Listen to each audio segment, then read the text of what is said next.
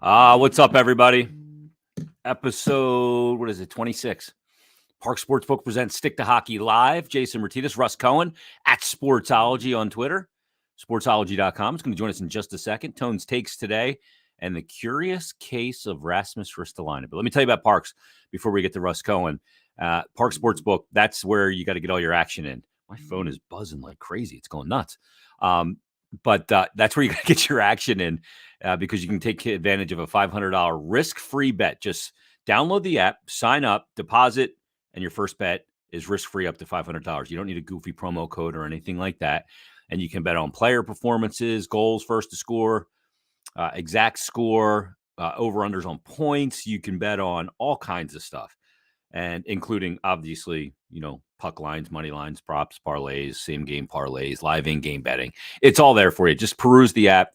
Enjoy it. You can use it for all the college hoops action this month as well. It's obviously a big month to get action in there. So, again, download the Parx Sportsbook app and just deposit, open account, deposit, and you get that first bet risk-free. Tone will give you some good places to put your money as well. He's having a real good season.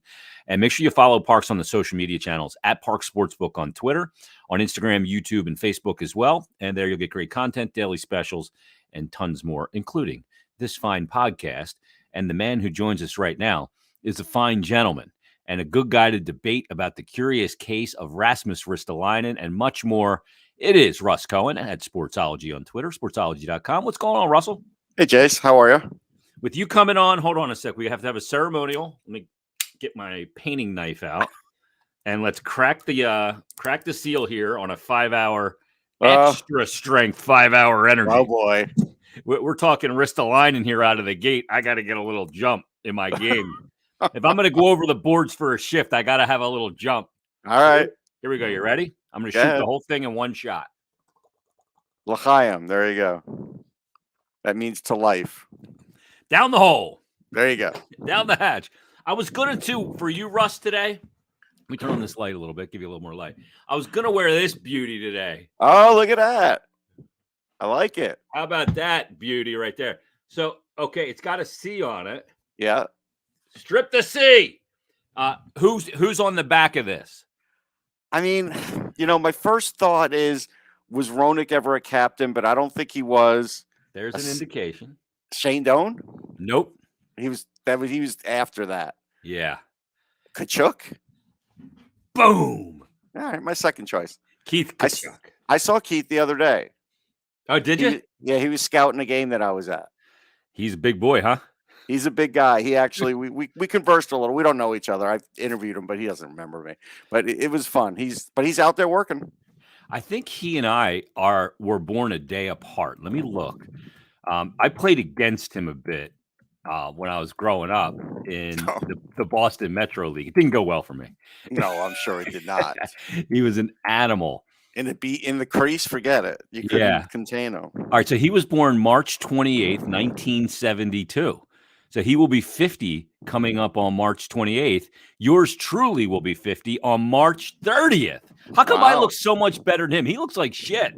Well, you go tell him that in person. No, thanks. I will take a hard pass on that one, Russ. Yeah, you better. Let's start with, the outrage on social media. I see it and I try not to react to it. I'm trying to use social media for promotional purposes only these days. You're trying not to react? I've seen you, I'm doing a pretty good job. I'm much better than I used to be. I used to be an asshole. Oh, yeah. I'm still an asshole, but just not as much on social media. Right. Got it. But, people are outraged over everything. And when shit goes sideways like this season has gone, I get it. Like, people are pissed off, like, where this organization has devolved into. Right. And a lot of the anger, Anthony Sanfilippo, I think, was the first to report it. And we talked about it when we had him on here about Rasmus Ristolian and that there was an offer of roughly 6 times 6 times 6.25. Right. And that initially Ristolian, and, I know Anthony has corresponded with Mike Liut, who's his agent, wants to go to free agency, wants to play for a winner. They believe that if he gets into a playoff series, he shows his true value there. And I actually agree with that. Because in a 7-game series, I think a player like him pays even bigger dividends. Sure. But then, it got out there about Petrie, who's 6.25, oddly enough, but only has 3 years left, but at 34. I like Petrie a lot. I really do. I don't.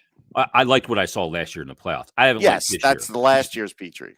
Yeah, well, he's been checked out this year until of late. Actually, he's played pretty well. But he has, but he's not going to get younger. That's my point with that. Yeah, with the totally term. agree. Yeah. Which brings us to the curious case of Rasmus Ristolian.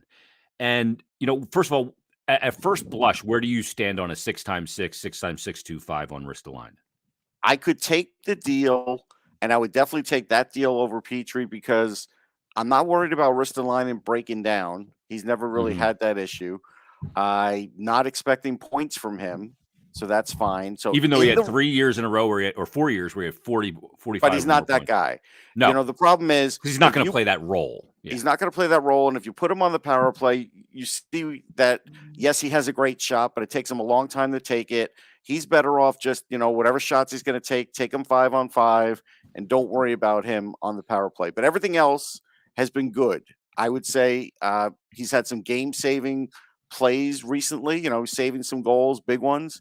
I know everybody wants to point out, oh, look, there was his turnover, like you're a defenseman in the league, you're going to have some, but his physical play has set him apart from other physical defensemen. And so I'm way more anxious to give him that money than a Petrie because the role is different. The role is something that is going to be timeless for this team, no matter how long it takes them to get good. And that's the point of it is, you wouldn't have to worry like, hey, are they making the playoffs next year? Because, I brought this guy on, he's going to be there a while. But again, the issue is, like you said, he's been pretty weird about talking about his contract just in general. Yeah. And I think that he's still kind of burned from Buffalo on that. And so I just, I had a feeling he was just going to go to free agency no matter what, even though I believe he likes it here. But I just feel like they were dead set, against signing with anybody. But I think that's the right offer to give him. I do. Yeah. Because on the open market, Russ, I think he could command a salary that starts with a 7. Oh, I would never pay it, though. I wouldn't. I wouldn't either. To me, there's a tipping point, obviously. When I have a second pair guy. Now, there's a couple reasons why he's going to get that kind of money, why I think 6x6 or 6x625. And I think people aren't considering these couple of elements. And I'm almost going to kind of read from a text exchange I had with a buddy of mine. Okay. And here's what people have to realize. First of all, he is a right shot defenseman, and that's the bit of the unicorn in the NHL. There's not a lot of guys, and that the availability of those players is limited. And most coaches prefer to have a right shot on the right side for obvious reasons because the stick is board side. Although I do want to point out, Mike Babcock 1 year had all lefties on a power play, and it was a pretty good power play. Yeah. We asked him about it when he came in here in Philly. So it's been done. Yeah, it's been absolutely. But the thing that people have to realize is that, okay, open market, he's going to get more money. And then you also have a cost for replacement. So you got to find a right. So Petrie is one of those guys. That's an option, but he's 34. But you also have to look at this element and look at right shot guys and what they are getting paid of late in the NHL. Do we have to look back at that Seth Jones extension, 8 years that kicks in next year? That is an insane number. We have to look at that because it is insane. And that's what happens when you try and trade when you're desperate for something. Yeah. Yeah. Okay. Dougie Hamilton, great player, got $9 million. And Rasmus Ristolian is not Dougie Hamilton, but this is market value. And I mean, look at a player look what Edmonton paid Darnell Nurse, $9.25 on an 8-year extension. Yeah, it's an overpay next year. Yeah, but the overpay sets the market for right-handed, right-shot defensemen to play. Those guys are top pair. He's not. So obviously he's not in that conversation for that kind of money. He's a second pairing guy. So that sets the market first and foremost. But really where the meat of the argument is, Russ, is the analytics, right? And I'm not saying the analytics on Ristolian are wrong because the numbers are what they are and they're tracked the way they're tracked. But I think people have to consider this. I made this point on Flyers Daily the other day. I went on a bit of a rant, and this isn't, to ridicule anybody or anything. The analytics community, I'm buying into analytics at a rate that I can't believe that I'm buying into it. Yeah, I buy into it a lot on goalies, to be honest. So I agree. That's what opened me up to it. Yeah. But what people have to consider is this. The Flyers have committed $5 now full-time salaried employees to analytics. Ian Anderson's the director of analytics. They have now 5 full-time, well-paid, medical benefited employees. But how many of them are true data scientists? That's what you have to ask yourself. 4. Okay. Are true. I had Ian on the podcast the other day. Okay. Guys that mine for data, and then it's about the collection of data, deployment of data, and how it's used. Right. But clearly, that's an important fact to me. I wanted to just say that to you so people out there understand there is an importance to that. Yeah. That's an important. That is. It's a huge element of it. And part of the reason why that staff grows is the data dump of the NHL, which, as Ian said on my Flyers Daily show, that wasn't just that was at 10 times. When the total dump of data comes from the NHL with tracking and everything, then it's going to become 100 times data. Sure. So, team analytics and the information that they collect is different than public because the team has more data, not because they can see more or they're more skilled, but because they have the data that comes to them from the NHL via tracking. They also have the data that comes to them. It's proprietary data. Yeah, exactly. And, if the organization and Chuck Fletcher, Ian Anderson goes to Chuck Fletcher and says, I want to grow the department, 2 more people. Here's the pitch. It was initially 3, but they've hired 2 now and they're looking for another, but to grow it to 6. So he goes and presents it to Chuck Fletcher. Chuck Fletcher says, I like it. He presents it to his boss, Dave Scott. He gets it approved. They make 2 hires. They're now 5 people deep. And then if on a polarizing player like Rasmus Ristolian, they offer a contract that's totally out of line with the analytics, and they defy the analytics and the department that they just grew into 5 people, wouldn't that put a huge bullseye? Dave Scott would be going, well, wait a minute. Why am I growing this department if you're not going to listen to them? Right. So obviously the analytics don't show him to be the shit player that public analytics do, or some in the analytics community would make. Well, okay. So as nicely as I could say it, or as gently as I could say it, unless you have been in school and really studying data and really understanding how to report it and collect it and research it, people put online, hey, I've researched something, but have you done like real, true scientific research? Chances are they've actually read somebody else's research, right, which can be jaded. Right. So chances are they have not, and especially of their own. They haven't chances are most haven't put together all of that. So when you see a lot of this stuff publicly, it's either based off of somebody else or somebody is creating their own data. But again, what kind of tools does that person have to create that data? That person who is doing that, what is that person's credentials? Like if all of a sudden I told you, hey, Jason, I've got all these new analytics and boom, I sent it to you. Look, you know me, but you're going to be like, I don't know. Like, I'm going, well, okay, how's where'd Russ they come collecting from? this data? What's his determination on a zone entry being contested or not contested? Right. Like Steve Valiquette's number. We had Steve on. You and I talked to Valley, and we went through the 24 points of data he uses to determine shot quality. Yeah. Did it cross the Royal Road? Although Larry Brooks doesn't agree with him, but that's another story for another day. Larry doesn't agree with anybody, but like Valley was the guy that kind of really opened my eyes to it. Like I've always felt the notion of, hey, shot quantity doesn't matter. It's about quality because I played the position. Mm-hmm. Like, and like if a team comes in and they have a 3-on-1 and a guy shoots a clear-sighted shot north of the top of the circle, after I catch it and mute the play, I say thank you. Right. Because you just made it easy on me. Yeah. So, but the difference is, though, GMs are never going to make 100% of a decision based on analytics. They just won't. And they shouldn't. So it's a percentage. And every GM is going to be different. And every group is going to be different. Some may weight it 30%. Some may weight it 40%. Some may weight it 50%. I know there are teams that weighted it higher than that, and it's worked for some and it hasn't for others. We also have to kind of remember we're still in the early stages of hockey data. Yeah, we are. And baseball is way ahead of this sport as far as that. Not in anything else. Obviously, I'm pretty disgusted with baseball. But we have to give them credit. Their statistics and their analytics, thanks to Bill James and others, is still ahead of the NHL because they've been doing it longer. Yeah. So I think we also have to remember that. Like, we're in the early stages of this.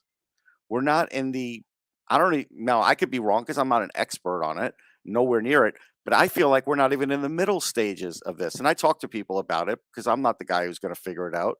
So with someone like Ristolainen, we've all seen him play. I think at the end of the day, it's easy to point out the ills of somebody. And online, if you say that he's playing physical and he had some good hits, that's like a trigger for anybody that's been a Sabres fan. So they all of a sudden jump on it and they say, well, tell me something else. And they challenge you to tell you something else. And then even if you tell them something else, they don't want to hear it because that's all they've heard when they were in that market. And so he does a lot of other things. You know what he does also do that probably does not show up very well on analytics? He's made Travis Sanheim a better defenseman because now he didn't have to worry about the defense of his job so much. And all of a sudden, like the last 15, 20 games, the offensive part of his game has really kicked in. That's because of the confidence that guy next to him gave him. Totally agree. I totally agree. It's taken handcuffs off of Sanheim, who's now free to jump in the play. I mean, even the Edmonton game, he had a couple chances. He just pucks rolling on him, just couldn't finish. Yeah. But streaking down that left side on the back door to get a pass or deliver a pass, he's been excellent in that regard. He has. And I do give credit to Ristolainen on that element of it as well. The other thing too, Russ, is this. The Flyers, if you move Ristolainen, the Flyers need more physicality. If you lose him, you're lessening that. And they already need more than they have.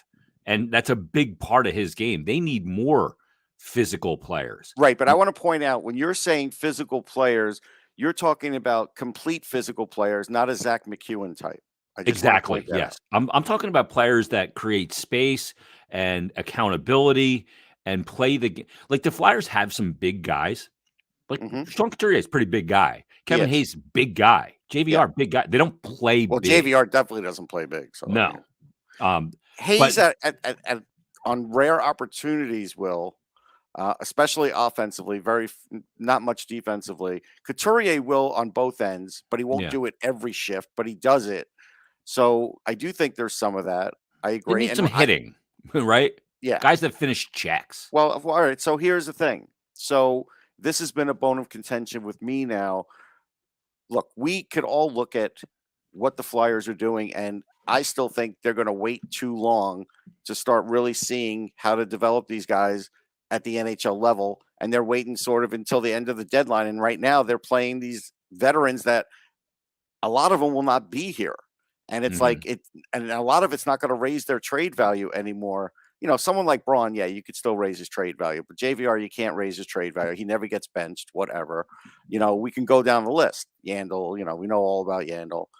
There's some sort of deal, so you can't ever sit him because of the streak, God forbid. So you look at that. And so like we look at Isaac Ratcliffe, and I think Mike Yeo probably knew he'd be up there on a limited basis.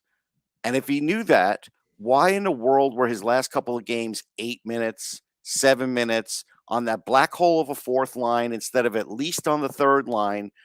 I get it. He got some power play, but on 5-on-5, they threw him out to the Wolves. And it's like, how is he supposed to even see? How are you supposed to gauge how he's going to be at the NHL level, or at least get some benchmarks for him when you're putting him in those situations? Like the odds were against him. Yeah.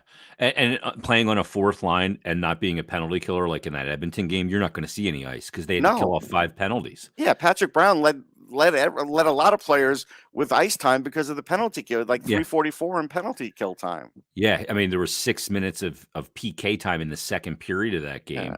And I call that fourth line a black hole. Most guys that they throw on that fourth line, they just fall on that black hole, and the black hole is – they don't really control the puck much. They don't score. I mean, that fourth line does not score. And once in a while they hit. And that's it. That's all the fourth line does. Yeah. I mean, to me, like, he was a guy that was elevated to the top line with Giroux and Atkinson at one point. For a game.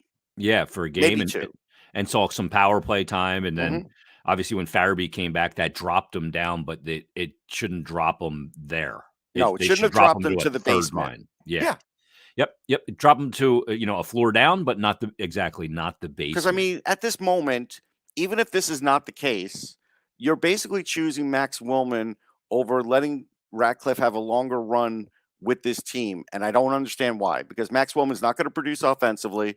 He skates okay, sure. He moves the puck okay. He'll get a couple of chances. He usually doesn't bury them. But this guy is your future. Maybe this guy could be a second liner down the line. But you have to, figure out on this run while he was up here what you think he could be, and then tell LePerrier, this is what we want him to work on, and you're going to do that because he's very important to us. Now, I don't know where that stands. Yeah, and to me, let him make the mistakes. You got to make the mistakes at the NHL level. It's part of And it. it doesn't matter. It's not going to hurt the season. No, you have this almost free pass to fuck up. Yes. For lack of a better term, right? The same thing goes with Ross. Let me ask you this question, Russ, because you've been a prospect guy. You're about development. I mean, you are plugged in as much as anybody in North America. Do they get players ready to go to the NHL, and that's where there's been a problem once they get to the NHL? Because, I look at the arc of Travis Konechny.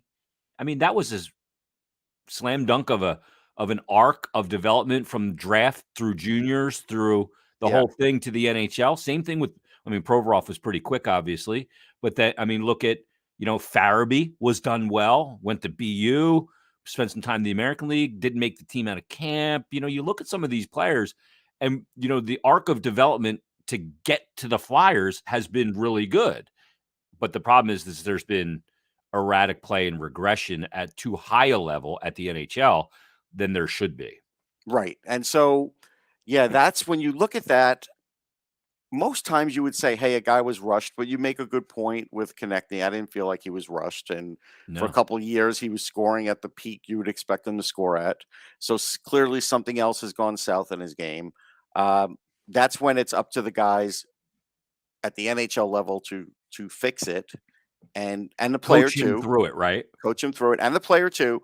To be fair, actually, like last game, I saw Konechny when he lost a puck in a corner in the offensive zone, just instead of being like a bulldog and trying to go get it back, he just kind of pulled up and was like, I'll get it if it comes back around. Yeah. And that complete battle of his isn't there all the time now where it used to be. And so that's not on anybody's development cycle. That's on the player, but the coach has to tell the player. And if the player doesn't listen to the coach, then this is the biggest problem that Mike Yeo has. And we interviewed someone from Minnesota, and he had the problem there too, because I kind of remembered it, but now I'm seeing it again. He doesn't bench veterans. Yeah. He doesn't bench underperforming veterans. He won't do it. Dean Evason's doing it in Minnesota, and it's working. He won't do it. He'll bench the young guys. He has no problem benching the It's an AV mindset too. AV did the same thing. Yes. And it's not a good way to go, because then the accountability isn't all there. And so I think more than a development, there's an accountability problem still within the Flyers. Players like Giroux, Couturier, you don't have to worry about those guys for accountable. They'll hold themselves accountable before anybody else. Yeah. But there are other players out there that definitely don't. They may say it, like JVR and Konechny, they may say it, but they're doing something else. And we see it. And look, Konechny's had some good stretches last few games, but not for a whole game. Yeah. I don't see him for a whole 60. A bad game against Edmonton. I mean, the lazy stick penalty in the neutral zone. Oh no, that was brutal. Yeah, I mean, that's just. I'm just talking about just making plays offensively. I saw a few good pushes, a couple flashes here and there, but we're still not seeing the same old Travis Konechny. And so, I do think the Flyers have had a development issue, and I am not going to lie, there is an issue right now in Lehigh. There's no question about it. But again, they don't have a true assistant manager who's in charge of Lehigh. They don't. Yeah. It's not on Brent's title, so it's kind of like floating in the wind.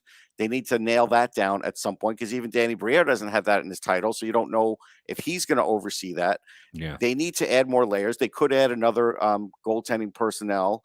There are teams that have more than two now. They have two. So, everybody thinks the Flyers are kind of all stocked up here, and they're not. And it's showing in Lehigh, and it's hurting them in Lehigh. NHL. When you see Ratcliffe producing more and and doing better at the NHL level than the AHL level, you know there's an issue now. That's not to say everybody's not developing down there. There's a few that are, but there's not enough. Yeah. It's interesting too because, the Flyers, Travis Konechny is an interesting case because he's a player that, 24 goals a couple years ago, the year before AV got here, right? In an 82-game season. Then he had 24 in 69 games, 30-goal pace, and was an all-star. Then came back to the bubble and couldn't score. And then last year, and I think I got to correct myself too because AV did bench Konechny. Oh, that's right. He did bench Konechny. Yeah, he healthy scratched him. He healthy scratched JR too, or JVR too. He did. Yeah, that's true. It was something he did. We shouldn't have folded that in, but Yo hasn't. Yeah, but generally speaking, AV was a guy that always preferred veterans because it was the known commodity versus the unknown commodity. Yeah, veteran players have less of a difference usually between their best game and their worst game. And even though their best game may not be as good as the young players, their worst game is nowhere near as bad as a young player. Right. But here's something I proposed as an example on Twitter. The Dallas Stars have been in scouting a ton. So clearly they're either interested in Giroux, Braun, or maybe even Konechny. Because again, they're on that cusp of being a playoff team. Yeah. And I would offer them Konechny. And I know Gurianov has sort of fallen out of favor with him a little. He had a 20-goal year a couple of years ago. He's super fast. He's big. He is a guy that's got a load of talent. And the Flyers do have a talent deficit in the sense that they have a lot of guys that play like Konechny, and I won't say like Farabee because Farabee's better than Konechny now, but they have a lot of guys that play like that. But they don't have a lot of guys that you would say have a super high skill level. And so you get someone like Gurianov in a trade, you get maybe a pick in return, you're saving on the cap, you're making yourself bigger and faster because I think he's still faster than even Konechny is. And you know what? That's a good way to go. I'm okay with something like that. Well, do you look at Konechny in some kind of deal with a team like Vancouver? You look at a Besser or something like that? If they were going to do that, but again, I think everybody's for sale there except Hughes. I don't think the Flyers can afford Besser because he's going to make like $7.5, $8 million. They can't afford that. Russ, you look at him a couple of years ago. Like I thought that guy was headed to be a star, not a superstar, but just a star. Too, but he got hurt, and so sometimes. But when healthy, he's always going to be on a 30-goal pace. Like that's a legit 30-goal scorer. Like that's just such a good shooter. Yes, he's a terrific shooter, and he does some other things. But the point is, Flyers can't afford him. Like you have to dump the whole JVR contract then, and probably give either a first round or some other player or something because you don't have a second rounder to like Arizona to even hope to do a deal like that. Because again, they're so cap strapped for next year. They have to start cutting, and this is like with Konechny, this is a way they can cut and maybe not lose on talent and sort of change up what they have. That's what I would try and do. And if they can't dump JVR, then they're going to buy him out. Like that's going to be the next step. I wouldn't even buy him out. I just bury his contract in the AHL next year. If you don't, why buy him out? Why stress out? Why spread out my pain? Well, because send him to the AHL, you don't get rid of it all. No, some of it though. Yeah. And that's so you're better off buying him out and getting the cap savings, I believe. You could double check me. I believe it's bigger than if you buy him out than if you send him to the AHL. Yeah. But it's not great either way. Yeah. It's because he has a signing bonus, a hefty signing bonus, and that's what screws things up. Yeah, it's a shame too. He's a good guy, he's a great guy. Look, we all say that every time. Yeah. He may not be fully cooked, but he's cooked in this market. Yeah, I agree. And he definitely either needs to change the scenery. Like I'll go back to the jersey where we started. Yeah. I've changed my view on the Arizona Coyotes. Last thing for you, Russ. Okay. And my view is this is ridiculous. Get this team out of the league, move them, sell the team back to the NHL, put it up for auction, and they go to Houston or they go to Quebec, wherever. I don't give a shit. Yeah. But I've changed my mind because the league needs the Arizona Coyotes as a dumping ground. This is what, exactly. Yeah. It's a trash dump. Yeah. Where you can send contracts to because they have to get to the floor. So every league needs a team that's willing to take on your mistake because they don't offer amnesty buyouts anymore. Right. So I go full Nathan R. Jessup on the Arizona Coyotes. You need me in this league. You want me in this league. I like your thinking on this. I still would rather have it the first way that you were mentioning, but I understand the need to have that dumping ground. I do. Yeah. You need All that right. area for the league to dump bag contracts. I love Russ, it. as always, great appearance. Sportsology.com. What's the latest on the web? Actually, I just put up, I interviewed John C. Riley and Sally Field recently for Winning Time. It's a series about the LA Lakers on HBO. So I put that interview up there. It's up on Sportsology now. I did do a dive in on Flyers developmental cycle for defensemen. That's Saw up in the that. hockeyology section. So, and I'm going to have some more stuff about Winning Time because I did interview a few other stars, and to me, it's going to be a terrific series. So, check that out. We're about that too. Did you ask Sally Field about Gidget? No, we didn't go into that. Oh, I she was wasn't so going to hot do in that. Gidget. Hey, listen, we all watched it. Okay. If you're of a certain age, like we are, we all watched it. But you know what? She's still great. She's great in this, and she's a really good person. She had a lot of fun with the interview. John C. Riley, he really responded to a question I gave him about Jerry Buss being smarmy. He loved the word smarmy that I used it. So we had fun. It was a fun time. Those people who worked on that series, and looks like it's going 2 seasons at least, so that they had fun. Awesome. So that's a great thing. So check out all the Russ's work at sportsology.com. Give him a follow on Twitter at Sportsology. And you can go to EP Ringside too, where I literally just put up an article on Shane Wright, who's going to be the first overall in this draft. You could pretty much count on that. And also Brad Lambert, who's an interesting, and that's somebody that the Flyers may have their eyes on. So yeah. Well, they could end up with Shane Wright, too. You never know. They're in that Never mix. know. Russ, thanks for doing this, man. We'll talk. Okay. See you, Jace. There he is, Russ Cohen at Sportsology on Twitter, sportsology.com. How about him? Landed an interview with Sally Field. Not bad. Russ getting the job done. Before we get to Tone's Takes, let me tell you about Parx Sportsbook. Download the app and just download it. Check it out. Check out all the different things you can bet on. Check out the different ways you can get in on the action. Tone's going to give you some plays. And just open up an account, deposit, and your first bet risk-free up to $500. It's that simple. There's no promo required. So, again, just go to the Apple iOS store or the App Store on your Android, whatever it is, and check it all out. Or go to parxcasino.com/PA. And make sure you just open an account, deposit, and get that first bet risk-free up to $500. And make sure you follow Parx on the social channels. I mean, we were pumping out so much great content. And I'm not just talking about Stick to Hockey Live or the OGs podcast, which are obviously great. But also with Natalie and Sam and Matt Alba and everybody. Great content there, daily specials, and tons more. So it's well worth your follow on Twitter at Parx Sportsbook, Parx Sportsbook. Also follow them on Instagram, YouTube, and Facebook as well. And you'll just get great content and great information and all kinds of great stuff. So again, download the app, open an account, deposit, first bet risk-free up to $500, and make sure you follow them on the social channels. Let's do a little something right now. We do it every Thursday. It's a little something we call Tone's Take.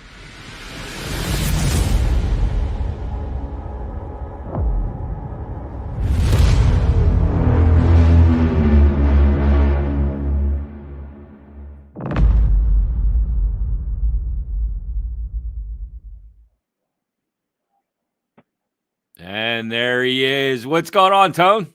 Hey, Jason. How you doing? Doing good, man. Like, you know how to play to me. You've learned, young Jedi. Because the first thing you have is a goalie save props. I'm like, yeah. Yep. I love it. Because I'm so into, you know me. I'm just such a freaking goalie nerd. And saves or shots on goal in a game. Like, I was going back and forth with this guy earlier. Like, I don't give a shit how many shots on goal you get. Nor anything south of 45. If you get above that, there's obviously going to be quality in there. But anything south of 45, it's not about quantity. It's about quality. Definitely. Damn it. So, absolutely. I agree with you. That's my rant. But I do like teams that generate shots because that gets the goalie into the game. And, you look at like Carter Hart, anything north of 35 shots, his record's unreal. Mm-hmm. So I think that's a goalie getting into the rhythm of a game. And it's not necessarily about quality or quantity. It's about quality. So Tone, at Tone's Takes on Twitter, let's get down to the business. And let's start with, first and foremost, an over on saves in a game and Carter Hart. That's your first play. Yep, over 28.5, -110. He's hit this in 5 of his last 8 games and 4 of his last 6. He's coming off 2 solid outings. Last 2 games, he's definitely in the zone right now after that eye injury that he had. Minnesota averaged 30.6 shots on goal per game on the road. Which isn't anything crazy to a save prop of 28.5, but my angle on this game is that they're off, 4 straight losses. I think they're going to, focus on putting the puck on net. The Flyers are giving up shots, 33.1, shots against at home. Hart has a .911 save percentage at home. He's always been a good home goalie. He's not a problem this year for the Flyers. Probably the only thing that's not a problem. And I think the Wild are gonna pepper him tonight. So I like this number. Yeah, I like it as well. Even though you're laying a tiny bit of juice here, I love it. I think it's a great play because I think he's playing really well. Like I watched him really close the other night. I talked to Kim Dillabaugh yesterday, and he's on today's edition of Flyers Daily, and just talking about his play reading. He just seems on it to me. Like I watched him in that game against Edmonton and the game prior to that against Washington, and I see a guy get into his spots waiting for the puck on his feet, right? And it gives him all his options for save selection, beating the pass on his edges, I think is and to me, that's the sign when he's playing really well. Yeah, and it too for a goalie when that's happening, then they're in the zone and they're feeling good about their game. They're anticipating he's definitely locked in right now. So hopefully he continues that tonight. How about let's talk about a team that since their coaching change from Travis Green to Bruce Boudreau has done really well, and Vancouver are getting plus money, plus 105, and coming off a loss. But you like Vancouver in this game? Yeah, I like Vancouver to rebound. They lost to New Jersey 7-2 a couple of nights ago. They won their last 5 games off a loss. Demko will be back in goal tonight, and we've talked about him before. I'm a huge fan of this kid. He's a guy who can backstop this team. If they get into the playoffs, they're going to be a dangerous team. Islanders have struggled in their new building. They are 10-10-4 there. They just beat Vancouver last week in Vancouver 6-3, so I think the Bucks are going to be ready to get the W here tonight. I like the value on it. All right, so you got Vancouver plus 105. Let's go to a team we just saw. Boy, they've been good in their last 10. 7-3 are the Edmonton Oilers. You got to look at that team and go, okay, they've been a bit of an erratic team this season, either really good or really bad. But under the coaching change, they've been really good under Woodcroft, and they're a different team. The detail in their game. Even though the Flyers had a good amount of shots on Koskinen the other night, and he's been unbelievable now in his last 9. I think he's 8-0-1 in his last 9 with about a .922 save percentage. But you like Edmonton here, minus a goal, but plus 110. Yeah, minus a goal, plus 110. They're 7-3 under Woodcroft, 5-2 on the road. 6 of those wins, they've covered the puck line on it.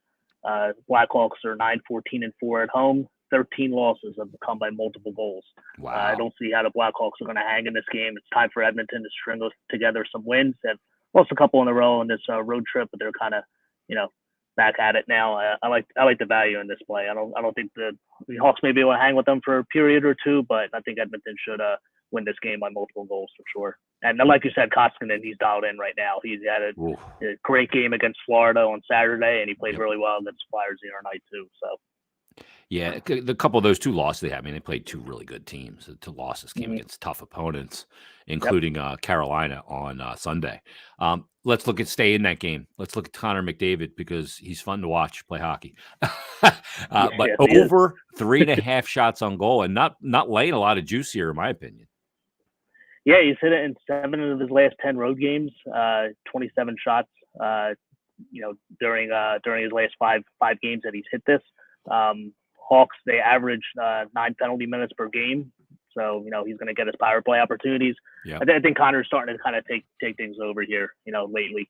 Wants to get this team into the playoffs. I know they just acquired Kane, who kind of, has a good shot producer himself, but I think McDavid is ready to put this team on his back and do whatever he can to get this team into the playoffs, and should continue tonight. Relatively decent number for him at 3.5. Watching that dude play in person again the other night. It's been a while. It was 3 years since we got to see him in person. Holy shit. I think that a big element of his game because of how fast he is and how skilled he is. And we see those highlights of him, cutting through, 5 players on the Rangers earlier this season, some of the dynamic goals that he scores. And I think that a big part of his game is just the mind game of having to deal with him and not knowing what he's going to do. You just see it, like you see the trepidation in people trying to defend the dude. I know. Yeah, I was at that game 3 years ago when he was here last. So I got to see him in person too. It's like you said, he's amazing. It's a freak show. Yep. Like to be fast. Like there's a lot of guys that are really fast that can skate as fast as him per se, but his brain is a supercomputer while everybody else is a Commodore 64. Yep. He can calculate and play at that speed. Not everybody can do that. That's what's sick about him.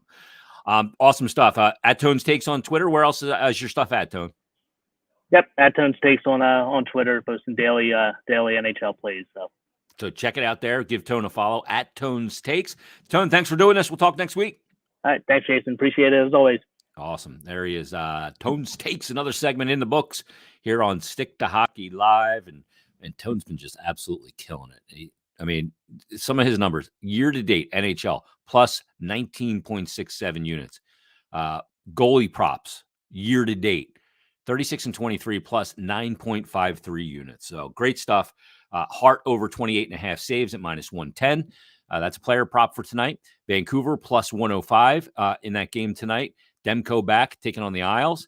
The Edmonton Oilers minus a goal plus 110, getting plus money there as they are in Chicago. McDavid over 3.5 shots on goal minus 125. And then, so that's the 4 plays for Tones Takes this week. So best of luck to you. I got a great place for you to put those plays and pick one of the 4. And that's a $500 risk-free bet on Parx Sportsbook. So download the app, check it out, sign up, deposit, first bet risk-free up to $500. Any of those 4 plays are warranted. The one I like the most, oddly enough, there's 2 actually. I really like Hart over 28.5 saves at minus 110. But I also really like Edmonton minus 1 plus 110. I'm going to get plus money there. Risk-free bet up to $500. So again, then just download the app, open up an account, deposit, and your first bet will be risk-free up to $500. You do not have to put any kind of promo code in. So it's real simple to use. And make sure you follow Parx and all the social channels at Parx Sportsbook on Twitter. I'll also follow them on Instagram, Facebook, and YouTube. There you'll get daily content, great specials, and tons more. And, the other thing, you got obviously the college hoops coming up, and you can bet on all that stuff in the tournament. You have player performances, you have live in-game betting, same-game parlays, props, money lines, teaser. It's all there for you. If you haven't gotten into checking it out, you're going to see all the different things you can bet. Exact score, first to score, all that stuff is all on there for you. Point totals for players. It's a lot of fun. So make sure you check it out. Shot totals, obviously, which we just talked about, and save totals for Hart at 28.5. So get the Parx Sportsbook app, and you will not be disappointed, and take advantage of the $500 risk-free bet. All right, that's going to put a wrap on another edition of Parx Sportsbook Presents Stick to Hockey Live, and we're going to dress it up come Monday. I'm not going to get dressed up. This is as dressed up as I get with my ping long sleeve on. But on Monday, from NBC Sports Philadelphia, it'll be Taryn Hatcher will be our guest, who obviously does Flyers pre and post game live. So we'll have Taryn on Monday, and we'll have another brand new episode of Parx Sportsbook Presents Stick to Hockey Live. Everybody, enjoy the hockey tonight, Minnesota Wild and Flyers. Enjoy the hockey this weekend. We'll talk to you Monday on another brand new episode of Stick to Hockey Live. Have a great weekend, everybody.